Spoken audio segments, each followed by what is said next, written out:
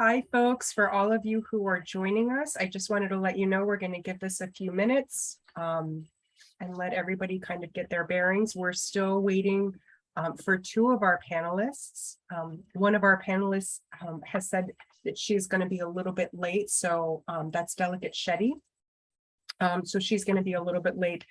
And I know that Ruth McDonald with Senator Klobuchar's office is going to be joining us as well. So we're just going to give everybody a little bit of time to get in and maybe start around 2:05-ish because I'm in Miami time and we start everything a little bit on the ish. That's how it works.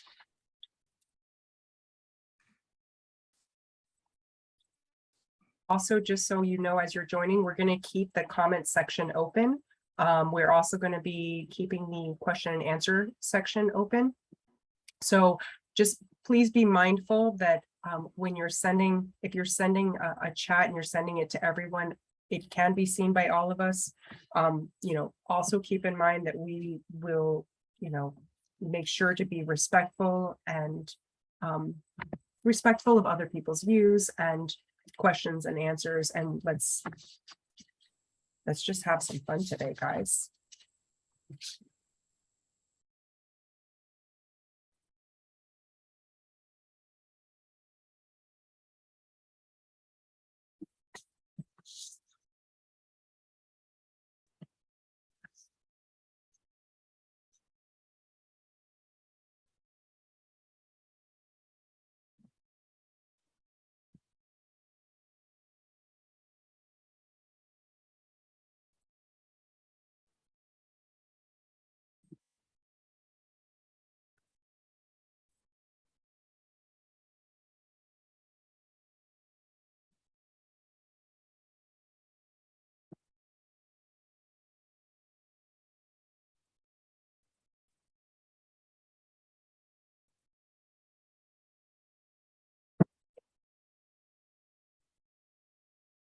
Okay, for those of you who are still joining us, we're going to keep this open. Let's give it another minute, and then we're just going to go ahead and get started. We do have Delegate Shetty is going to be running a few minutes late. She is dealing with real life. And we are also still waiting for Ruth McDonald from Senator Klobuchar's office.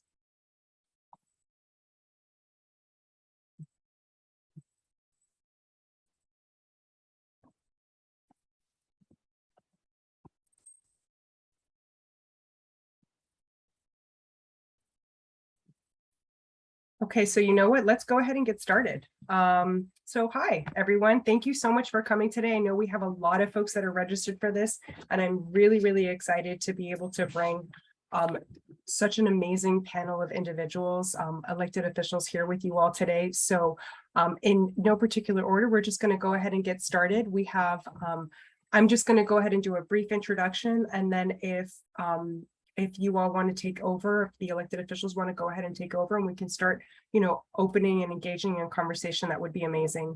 So I'm just going to go ahead and start with Representative Maureen Mooney, who is joining us today from New Hampshire, and she is in her 4th term in the House of Representatives, and she serves on the House Finance Committee. She is also the co-chair of the Speaker's Advisory Group and is the Assistant Majority Whip. She has previously served as Assistant Republican Leader, member of the House Rules Committee, and 3-term member of the Judiciary Committee.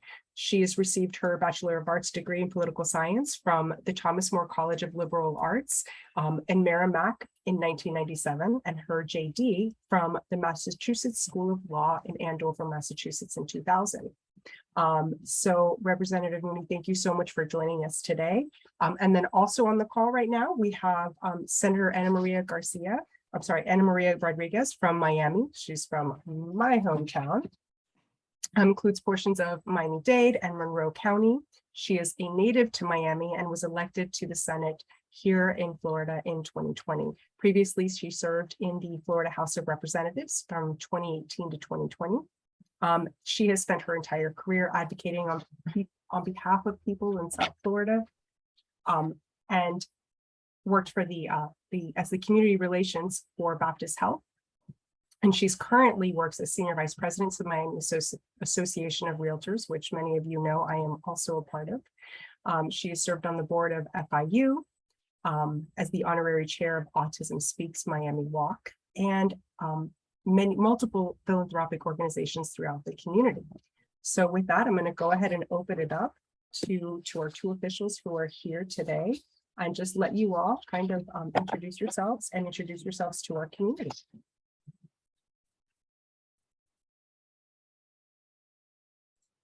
Delegate. After you, Anna Maria. Okay, I was gonna say you first, but thank you for having me go first. As Dorothea said, my name is Ana Maria Rodriguez. I'm a state senator here in Florida. I also, as she said, I'm a passionate advocate for various causes. You know, I've worked in the hospital advocacy world. I'm currently in the real estate advocacy world, but on a personal level, I also work in the special needs space. I have a son who is on the spectrum, and so this is something that's very near and dear to my heart. I realized that he was on the spectrum as he was entering pre-kindergarten, when children are, you know, entering certain milestones in their academic stages. You know, you're looking for certain things, and as Dorothea, I'm sure, has shared or will share today, you know, you start noticing things that aren't on par with other children, and so that's what kind of prompted us to get him checked. So I have been active in the autism space. I chaired the Autism Walk here in Miami-Dade, which is one of the biggest fundraisers for autism in the state of Florida in 2018. And I'm just happy to be here and talk about advocacy and how we can be as effective as possible when addressing our legislators, our local officials, and how to get our message across, and also to the agencies, because I know some of the agencies are very much you know, responsible and in control of how things progress in terms of development of vaccines or medications and things of that nature. And so I'm happy to discuss any and all of the above during our discussion today. Excellent. Good afternoon, everybody. My name is Representative Maureen Mooney from New Hampshire. I'm in my 4th term, running again for a 5th term here in the Granite State. And in fact, we have a severe thunderstorm warnings for this afternoon. So I'm hoping for power throughout this panel, but I think we'll be okay. But if I disappear, you'll know why. I'm so pleased to be a part of today's panel. I want to thank in particular Maureen Tracy, who lives in the town I represent in Merrimack. I also want to thank Dorothea and those for coordinating and organizing today. This association, I want to point out, is so important for so many reasons. First and foremost, research, networking, support, educating, and informing on a very serious syndrome.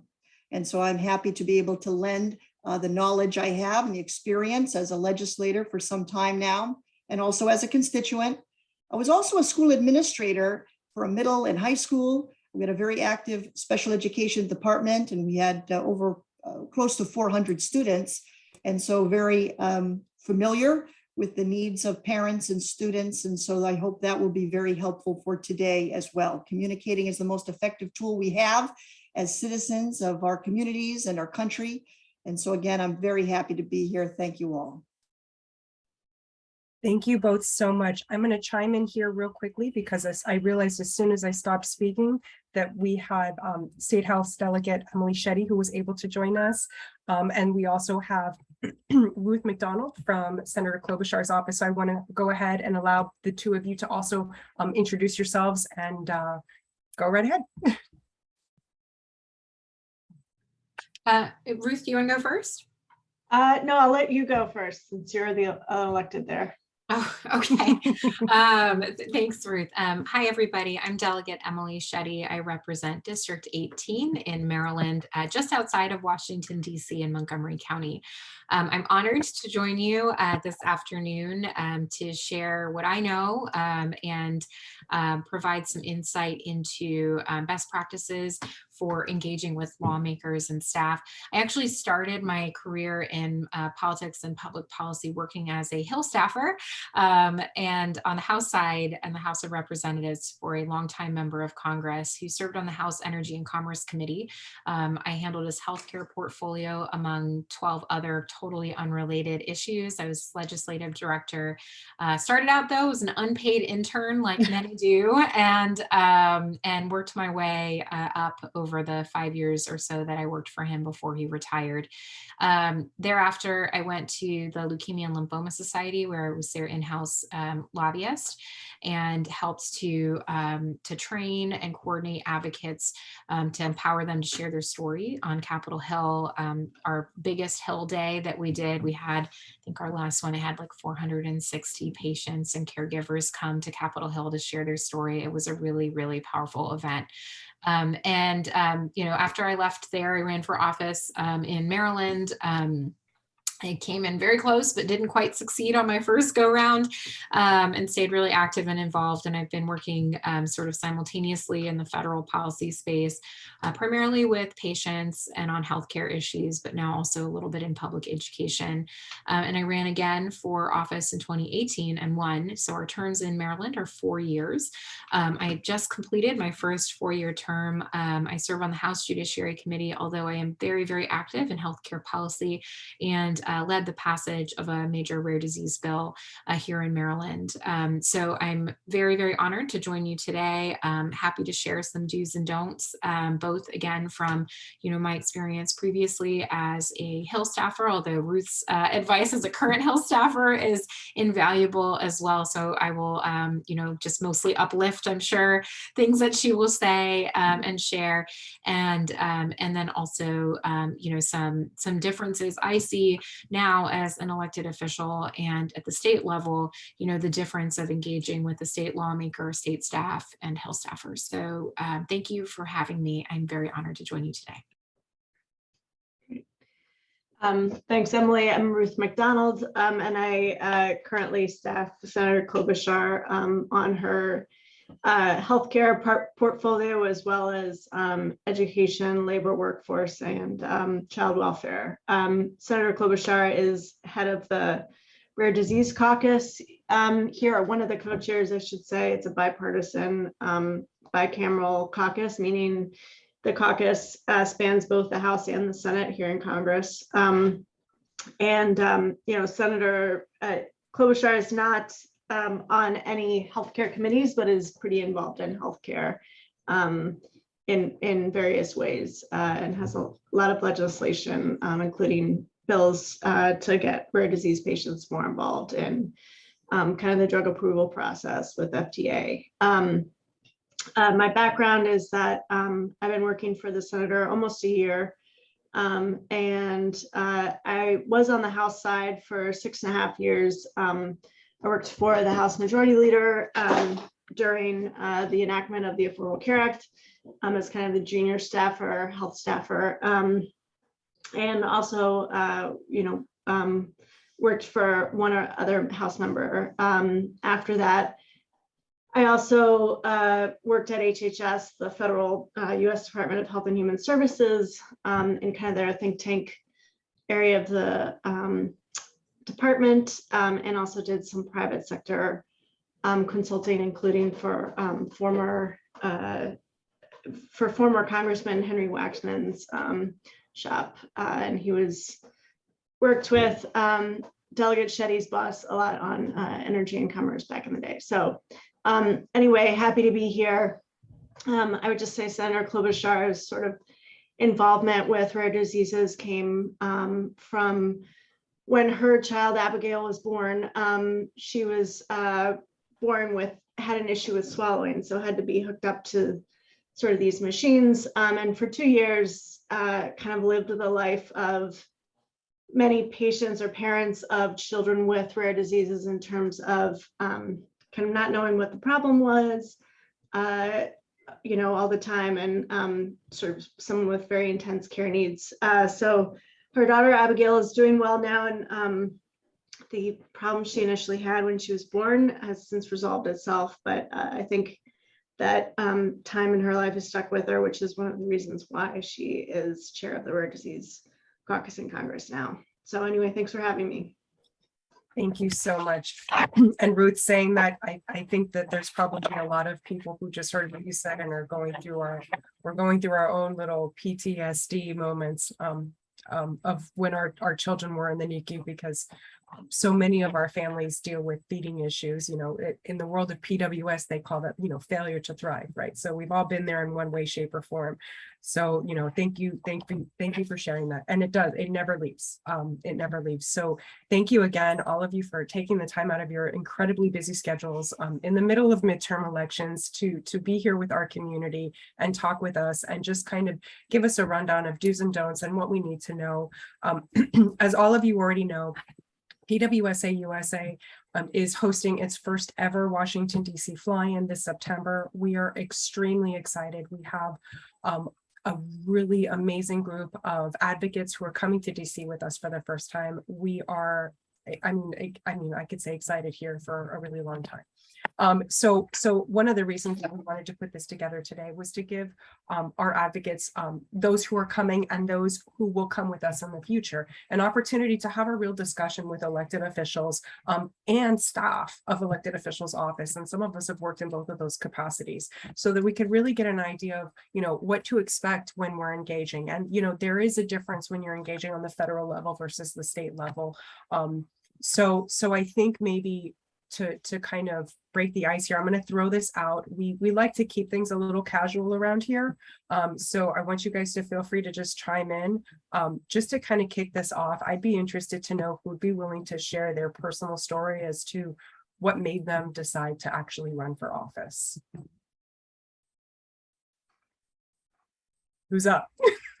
Representative Mooney, I see you. Sure, absolutely. Dorothea, thank you for that question. It's a great one.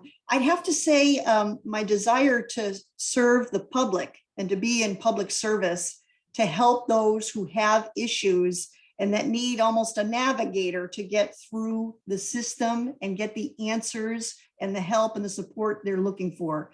That has been my real drive to serve the public in an elected capacity. So I'll go with that answer for now. Yep. So for me, I similarly, I just really like solving problems and helping people. And there's sort of no better place to do it than in public service. I was very fortunate on Capitol Hill to work for a congressman who was a social worker by training. And so his view of politics as a means of helping others was really aligned with my own personal view. And he really trained me very well on that. And our office was a little bit unique on Capitol Hill in that, all of our legislative staff in DC handled constituent casework alongside of our public policy work that we did. So that's a bit uncommon. Typically, casework is handled by district office, and it gave us a really great appreciation for where there were gaps in public policy and where, how like policy actually affected people on the ground. And we had some really amazing opportunities to hear from constituents and learn about, what gaps there were. And then we had great bill ideas come from it, which was wonderful. But I grew up in a single parent home. Both my parents immigrated to this country, and I grew up in poverty in North Carolina with a mom that worked multiple jobs. She was a nurse after she went back to school after my dad left. And, I just had this deep appreciation for our healthcare system and the way that it is also incredibly broken. At many, many levels, having been uninsured for much of my childhood and understanding like what that meant from a visceral level is really what drives me today and the policy work that I do in Annapolis. Thank you. Well, I'll just jump in. I think a lot of what prompted me to run for office was also similarly to my colleagues is, having been exposed, to advocacy, having lived through certain life circumstances, But I think, when you are an advocate, and in my case, when Dorothea and I met, I was working in Tallahassee and represented numerous pro bono clients, which I think, as is just the most rewarding, right? Because they don't have the money to pay you, but yet they're out there and they're fighting, and they're very passionate about what they want to see happen. And so, having been on that side versus the elected side, I think prompted me to say, I want to help people like that. I want to be the person in power to help them get to where.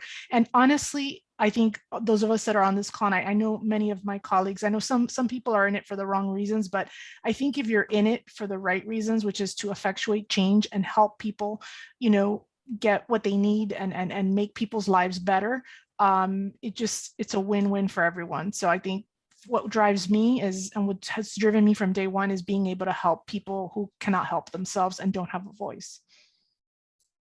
Thank you so much. Ruth, I know that you're not the elected official, but I'd love to hear from you from a staff perspective. How did you decide to get involved in this world, if you will? You're on mute. I originally became interested in politics, I guess, when I was growing up and in the DC public school system. And kind of at the time, there was a lot of issues, and had a teacher who was, got her students very much engaged in the electoral process, from writing letters to council members and kind of discussing these issues in class frequently. And, so I sort of got the political bug that way. And I think, like my boss, I would say, she would repeat something that Senator Paul Wellstone, who is the late Minnesota senator, would say, is politics is about the improvement of people's lives. And that's really, what it's about. It's about sort of advocating for or working towards sort of the best solution for the most people. So, it's not representing just one interest, but many interests, and, trying to come up with the best way forward. And ultimately, it's about sort of this, to echo the comments of a lot of other folks, social justice, but also protecting the public and making sure their needs are cared for. It's wonderful. We have a comment in the chat here. I want to just go ahead and read off, only because this individual is actually from Minnesota, and she's part of our advocacy work group, and is wondering, how do we gain investment and build motivation in lawmakers who have not lived and breathed our experience? So by that, the experience of rare disease. You all know that you're here today because PWSA is an advocacy group that represents people who have a loved one with Prader-Willi syndrome. And as of one of the over 7,000 rare diseases, you can understand what some of our families are really dealing with. So, what do you all, and I'm gonna throw this out there for all of you, how do we gain investment and build motivation with lawmakers who haven't, experienced what some of our families are going through? So Go ahead. So I think it's about making that personal connection with the people, as I just mentioned earlier, Dorothea and I go back 20 years, and way before either of us was married or had kids or any of that. And so when she approached me about doing this and having that relationship from so many years back, and knowing what she's been through over the last 5 years, those are anecdotes that need to be told to people. And all of us have there's 6 degrees of separation to all of our elected officials, and so finding those 6 degrees of separation that can connect you to a person in the Senate, in the House, County Commission, City Council, Congress, whatever, they all exist. So it's just trying to connect those dots and tell those personal stories, because they really do go a long way, and they do help move the needle in the right direction. I'd like to just add to that. certainly an introduction is very important to your elected officials, whether they're on your local level, on your state level, on your federal level. But I would keep two things in mind going forward with advocacy. They both begin with the letter P, and that is people, and that's process. Get familiar with the people who are in your community, who can make decisions, who can advocate for you, who care for you, and to figure out a problem or explain something to you that you may not know. And then the other thing is to get familiar with the process. And that is, we all know the familiar, how a bill becomes a law, but each state is so different. Each municipality is so different in terms of how bills are voted on, how they have hearings, how they originate, how they go through the process. It's good to be familiar with how it works. So when you talk to the people, you'll have some familiarity with regards to a bill or the introduction of a bill when you're addressing the person who can assist. I want to just kind of jump in here and add something as well. So I think that my colleagues here on the panel have raised some really, really amazing points, and I echo them. I'll also just kind of go back to the question a little bit about, you know, how do you build that motivation among those who haven't like directly lived the same experience as you all. So statistically speaking, since you all represent a patient community that is in the rare disease community, statistically speaking, most people have not actually lived and breathed the experiences that you have, which makes it all the more powerful and important for you to be here sharing your story. Because without you doing that, then no policymaker will really understand and gain that ability to empathize and join hands with you to move the ball forward on a policy solution that helps your community. So I often get bill ideas directly from constituents who share something that is happening in their life. And, you know, while I might not live and breathe their everyday reality, you know, I care deeply about the issues that are facing my constituents. And so, so sharing your story in a way that is able to also directly connect to the policy solution that you're seeking is a really powerful tool to motivating a lawmaker to take action in support of of the work that you're doing. Thank you so much for saying that. I think that sometimes I say that so many times that people just stop listening. But telling is probably one of the most powerful things that we can do as a community, because people don't know what they can't understand, and they can't understand what they don't know. So, and next month, for all of you who are here today and you're joining us, we are bringing in Jim Sweeney from Patients Rising Now, who is going to help us as a community do just that. You know, PWSA has been collecting stories over the past few months. We've been cataloging them and starting to collect as a group what our stories mean and how we can share those stories. So second week of August, guys, join us for our next webinar, because that's what Jim is coming in here to help us do as we prepare for September. But I love what all of you had to say about people and process and telling your story.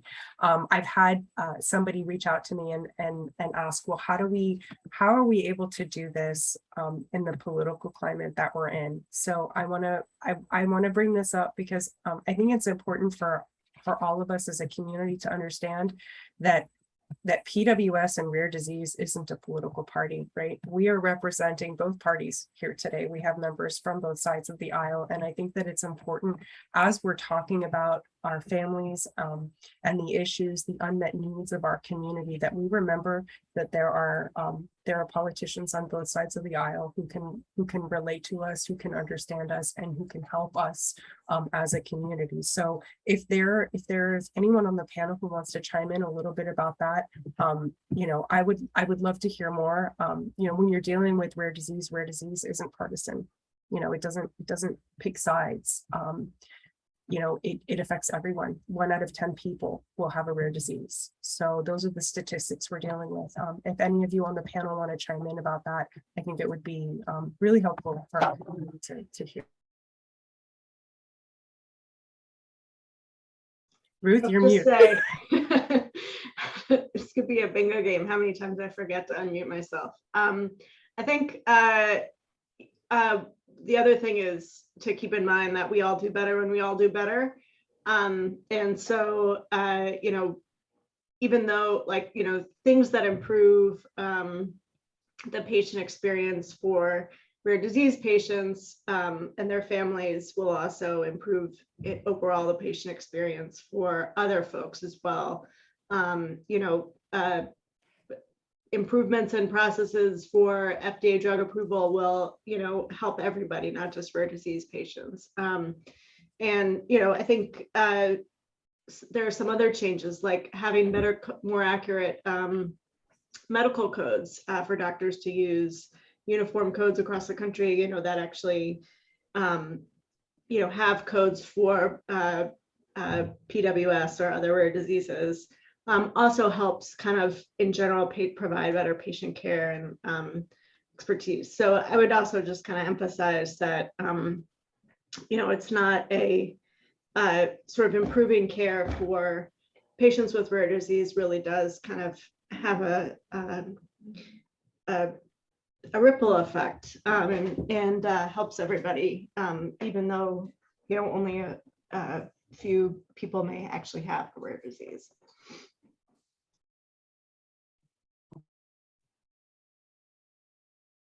Delegate Shetty, did I see you want to chime in there? Yeah, I'm happy to. So when I was on the Hill working for Congressman Towns, he was from a district that was, one of those where really his race was in the primary. He didn't, and it was like, he had something like 94% Democratic voters in that district. It was a pretty strong blue district. Nonetheless, he believed that the best public policies are those that are done in a bipartisan fashion. And so almost, if not all of his pieces of legislation, we had to identify Republicans to work with to help address whatever challenge it was that we were working on. And in the rare disease space in particular, he worked on legislation always that was bipartisan. And similarly, in my work now in Annapolis, the rare disease work that we do in the state is bipartisan as well. The bill that I referenced during my introduction was related to the newborn screening program that we have here in Maryland. And I cross-filed that bill with one of my favorite senators who happens to be a Republican. So you have a unique opportunity, I think, as a patient community who is coming at this from a nonpartisan lens to really talk about the issue and the story. And it's more about trying to find support for your issue and your story. And it is not really about partisanship. It's just really about helping the patients that you serve. And there are a lot of people on both sides of the aisle that are very committed to doing that.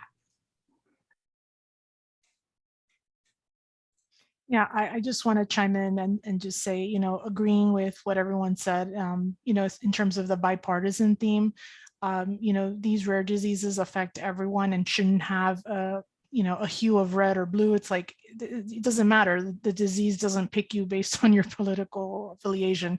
And we as elected officials need to always keep that, out of the discussion. It's always about trying to bring forward the best policies, the best solutions, and the funding that we need, frankly, to help find the therapies and the things that these children need and that these people need to be their best selves. So, and just to add on that, this falls under the category of people for me, and that is getting to know your representatives, your senators, who works well with the other party.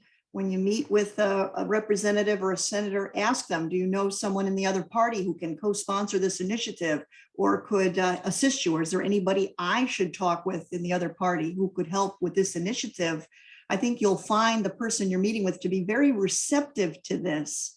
I like to prize myself on working with all parties to get results. So by knowing the people in the process, you'll know very quickly who can get results, who works well with others. Thank you all so much. I know that a question like that can be a little tricky, and I appreciate everybody being able to provide some perspective to that. And also, Delegate Shetty, thank you so much for engaging in the chat. I wasn't expecting that, but yeah, so that's great. We had a question come up in the chat that relates to kind of the ripple effect that we've been dealing with as a community in regards to the FDA and their approval or their way to evaluate drugs that would maybe not just benefit PWS, but benefit the entire rare disease community. And, you know, I know that before we got started today, we were having a little bit of discussion, or maybe I was just talking, I don't know, could be that, where, you know, we were talking about the fact that over the past couple of years, you know, my son he turns 5 today. And when we first met with his specialist in Gainesville, and she said, you know, he was 10 weeks old, and she said, you know, by the time he's 5, we're going to have therapies. And all of you that are joining us today, part of the PWS community, we're all in the same boat, right? Where our kids are now 5 years older than where they were 5 years ago. And we're in the same boat, you know, fighting for better therapies for our kids. So, you know, if there are any of you who have experience in dealing with the FDA or working with the FDA, and what, you know, things that our community can do, you know, to better engage them, that would be, you know, I'd love to hear from you. We are definitely working on that, and we've had some really great communications with them, especially of late. So we're hopeful that we're moving in the right direction, but if there's anything that any of you can maybe add to that. And I know that we're dealing, you know, FDA is more federal, but I think at this point we're all, you know, we've all been dealing with COVID so long that we have our own experiences with the FDA. So if anybody wants to chime in. Or Well, not. I would just add with the FDA, I would say, as it's a federal agency, your congressmen, both your senators are your best avenue. And don't be bashful, as Ruth will probably tell you, who knows best here in this panel. Don't be bashful to walk into their offices. They all have regional offices, mostly in larger cities near you. Walk right in and introduce yourself and say why you're there. Ask to sit down with someone. I find that to be very effective when I have to get into touch with federal agencies and the like. So that's my thought there. So I have a slightly differing view on that. I think post-COVID and January 6th in particular, the offices that I work with on Capitol Hill, you know, I think it's true that like everyone's a lot more accessible, but I would highly recommend reaching out and scheduling appointments so that one, you're going through the right people. So often your district staff do handle constituent casework issues, and your DC staff handle policy. So if you are a constituent who doesn't happen to live in the DC metro area, like maybe you live in Minnesota and you want to reach somebody like Ruth, you know, contacting the DC office to identify who the right person is, sending her an email to schedule that meeting request, and doing a Zoom or a phone call might be a good way to kind of get the ball rolling on policy specific requests, particularly on FDA, and just get a handle on, you know, where you might be able to plug in. And I would assume that the advocacy organization has specific policy asks that you're advocating for. And so, you know, working with the organization to identify and understand what those are before making the meeting request is usually really helpful because, you know, I think Hill staff are so busy, particularly people like Ruth who work for senators as wonderful as her boss. And so knowing what your ask is, and being able to connect your policy or your story to that is really, really helpful. But that would be my perspective. You know, I know when I was on the Hill, I was always happy to take meetings, but it's just, you know, and my district colleagues also were always happy to take meetings, but they were not the ones that really were as familiar with the ins and outs of FDA policy that we were working on. And so they would have to be referred to me anyway. So having that ability to identify the right person and get your request in is really important. And then I'd also just kind of quickly add that there's like a slight difference in how you advocate to a staff person versus an elected official. So, you know, staffers are often, you know, more risk averse than their members. And so it's like their job to protect their boss, and they may not feel as comfortable with committing their boss to specific policy positions right out the gate without having a conversation with the boss directly, or maybe for more junior staff with more senior staff in the organization before being able to commit. And so so you may not walk away with a commitment to supporting, but that's okay, because you're having what you want is a commitment that they'll, you know, research it and work with you to get it before the member and have them make a decision on whether they'll support the issue or not. And when you're meeting with, particularly at the state level and the local level, you're more likely to be able to secure a meeting with your representative because our districts are smaller. Like, we don't represent an entire state. I represent 110,000 people. And so I try to take as many of my constituent meeting requests as possible personally. And when I meet with a constituent versus when I was a staffer meeting with a constituent, it's a very different approach. I want the constituent to walk away saying, oh my gosh, Delegate Shetty's amazing. I had the best meeting. Everybody go home and vote for her now because she rocks, right? Like, that's what I want out of that meeting. I want to find common ground. I want to support their issue if I'm able, but I want them to come away feeling like it was a great experience and we had a really productive conversation. So the approach is like different as a result, versus when you're meeting with the staffer, your ask is slightly different. So just putting my 2 cents out there, and I'm sure Anna Maria and Ruth might have some thoughts to share on that as well. Yeah. I kind of agree with you. I mean, I think, you know, if your schedule permits, you know, absolutely be the one as the elected official to meet with the constituents that come in, that want to come see you, that travel from, I mean, Florida is a really big state. So people, it's like from where I live to Tallahassee, it's like 8 hours in the car. I mean, it's a really long drive. So I personally try to make that time as well, because I know they spend a lot of money and time to get to the Capitol. But I also don't want to underestimate the power of staff, because and I just want to circle back to Dorothea, because that's where we met in Tallahassee many years ago. You know, she was a staffer and I was working for a lobbying firm.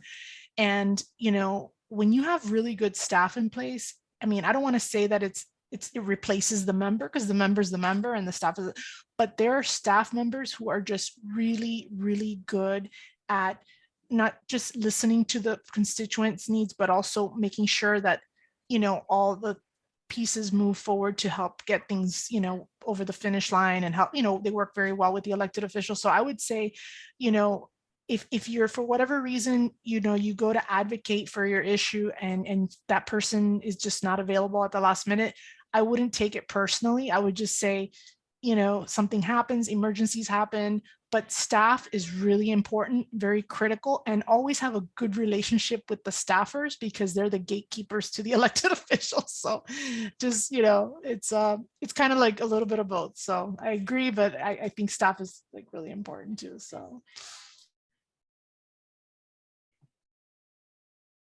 Yeah, I think that's right. And I would just add, you know, the conversation with the staffers is probably going to be more about the nitty-gritty policy details and a little more wonky. And the conversation with members is going to be more about, you know, personal experience and kind of getting them to understand what the larger situation is. But then also kind of reassurance that, you know,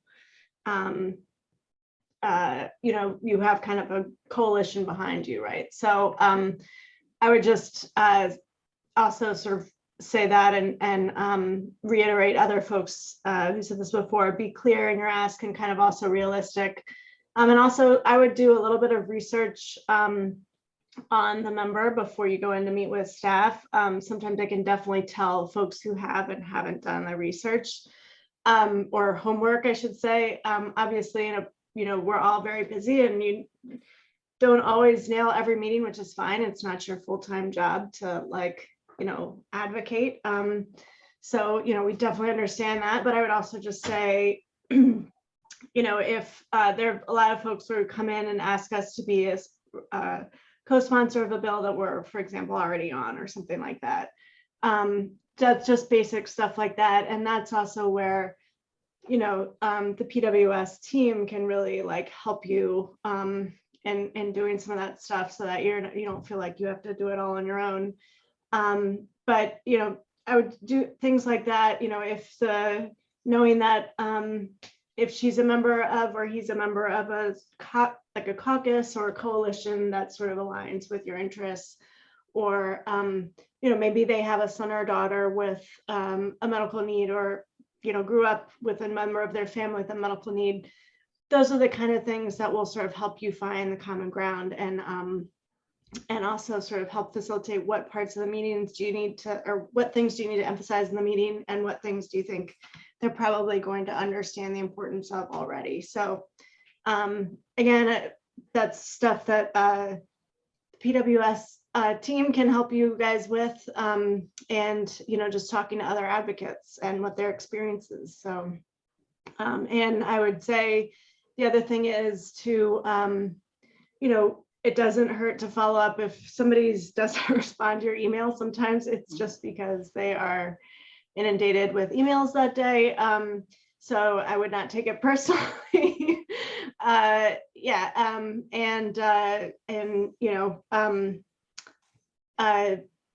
So I would just also, take everything with a grain of salt, I would say. I don't know if that makes sense, but yeah. Makes perfect sense to me. Representative Mooney? Oh, all of that is really important for sure, especially the part about knowing who you're meeting with. I can't emphasize enough the importance of, seeing your state's website, for example, or on the federal side, the website on how it works, how to look up a bill, how to look up sponsors, what committee is it going to, who's the chair of that committee, who's on that committee. You may find your own state rep or delegate or state senator is on the very committee of a bill you're interested in. How perfect. Now you can sit down, let them know that you as a constituent have a real interest in this issue, and here's the reason why. So excellent point on that. You want to know as best you can. I know in New Hampshire, the website is just really ideal. We have an excellent website, an excellent search engine on who the members are, where the bill is in the process, where it's going, and the like. And that is critical when meeting with somebody. And it's amazing what you can have a discussion about when you know all of this information and you're talking with a member of a specific committee that's relevant to your interest. So all of that, it takes a little bit of time, but it will be well worth it for sure. Thank you so much. You all of you made this wonderful point, know who you're talking to, right? So that's important in everything that we do. We have to know who our audience is, right? So for those of you who are on today's webinar and are coming with us to DC, just know that we will have these meetings will be set up for you in advance. There are always some last minute schedule changes, but we will make sure that you have the information on the people that you are meeting with, at least a little bit of a brief bio. But once we are able to set up those meetings, and again, in DC, it's a little bit different than when you're meeting on the state level. It gets a little hairy those last couple of weeks right before we're there, and sometimes even the day off, there are scheduling changes. But I would say for almost all the meetings we'll be able to have, you'll have a brief bio, and hopefully by that time we will have an opportunity to really work on our story as a group and as individuals within our groups. So and if you have a question or you need additional help, I mean, you guys know where to find me. You can email, you can call, you can text, you to try to reach me on Facebook. I'm not that great these days. But yeah, knowing your audience is absolutely huge. So I want to be cognizant of where we are on time, and we have just a little bit less than 10 minutes. So there are a couple of things that I would just like to ask in regards to reaching out to your elected officials. So we're living in a world of social media, right? So I get asked all the time, what's the best way to reach out to my elected officials? Should I go to a town hall? Should I engage them on Twitter? Should I get on Instagram or blow up their Facebook account or something? So if I could just throw that out to you and get a little bit of perspective, I'd really love to hear back. So Dorothea, I think that's a great way to kind of bring it in for a landing. I think, a lot has changed since COVID, and whereas people before would come to our district offices and, drive to, to wherever we were at, I feel like people today are just more apt to go towards email or calling, or even I think social media is a great suggestion. Every elected official has a Facebook or Instagram or Twitter.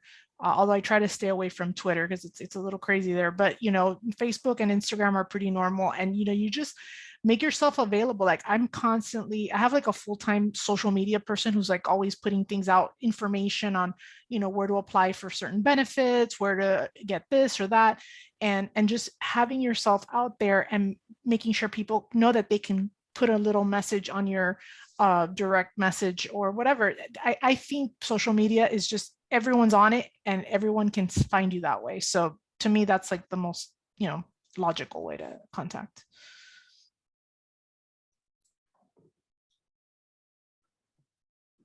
I would chime in just to say email. Certainly, this is a question and an answer for personal preference, but email, phone calling. In New Hampshire, we're small enough. If you invite me to coffee, I'll go. We have that kind of system here in New Hampshire with 400 members of the New Hampshire House. Social media, I like to put things out on it, but I cannot monitor it all day long. And if it's a matter of a long thread discussion and somebody tags me in it, I'm a little hesitant because I don't know what was said ahead of time and so forth. And I don't know if I'm missing something. And if I respond to one and not to another, if I miss it, that may not work. I don't advise that. I don't suggest that you not tag somebody or maybe send a message and say, can you email me at your convenience or call me on this or that through a messenger, but to have a very thorough discussion about a particular topic would be difficult to do over social media. It also helps when you communicate with the legislator to say what it is you'd like to discuss. I had somebody just recently, very specifically, told me what they wanted to discuss. It was great. I had time to prepare on my end for the discussion. I had multiple things to give her and information that she had not received before, based on the fact that I knew what the topic was. So those are my thoughts. Dorothea, if I may, I think Representative Mooney made some excellent points. I don't think I agree with her in that, having like a lengthy discussion on social media is not a good idea. That could go sideways real quick. But if you at least receive, the request perhaps, and just say, hey, I need to talk to you, and then direct them to your legislative staff. But it's a good way to get people in the door, and then you present them to the right person on the team. But I agree with you 100%. Right. And Delegate Shetty, you said something in the chat I'd love for you to expand on a little bit if you have an opportunity. Yeah, sure. I think federal and state, as I said, is a bit different. State districts are so much smaller and we don't have as many staff. So in my legislature, we're part-time, we're only in session for 90 days. Then the rest of the time is considered the interim. So during session, we have like 1.5 staff. And during the interim, we have half. So it is, you're definitely more likely to get a chance to meet with somebody like me during the interim, where it's a little slower, and you can have like a more thoughtful conversation during those times. So research your legislature and know the schedule and try and plan accordingly. From my end, like the best ways to stay in touch and stay sort of educated on the work that I'm doing and ways to get in touch is you subscribe to the email list. So Maryland has like really strict ethics requirements around email lists and how we can engage with constituents. If you don't email my office directly during session, I cannot email you from my official account. And even when you do email me, I can only email you on the single subject in which you emailed me. So if you say like, I care a lot about what you're doing on PWS, but I've been more engaged on, other aspects of healthcare as well that is related, but not specifically rare disease focused, I might not be able to tell you about those issues. It's very strange. So, sorry, I couldn't hear what you said. My watch couldn't hear what I said. So subscribe to the email list because, and both campaign and official, so that you can be informed of upcoming events and opportunities to engage. The second is, we are constantly trying to find ways to engage with constituents, particularly during, this weird time where we're kind of back to normal, but we're not really. And so we're doing a lot of community outreach events. My team, my district team, we have 4 representatives, 3 House members and 1 senator. We do quarterly town halls. Pre-COVID, we would have like basically the same 30 people show up to all of them. Going to an event is a great way to get the ear of your elected official.